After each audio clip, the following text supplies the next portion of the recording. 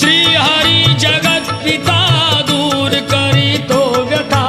ऐक सत्यनारायणाची कथा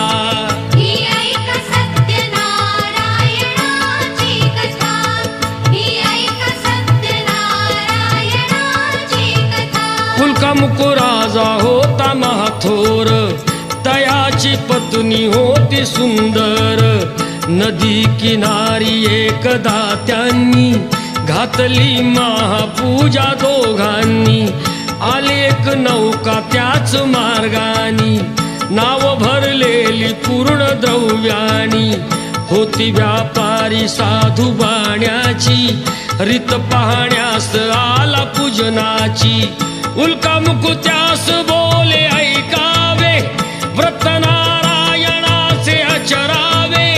मनोइच्छित फळ मागावे चरणी श्रीहरीच्या लागावे घराशी आला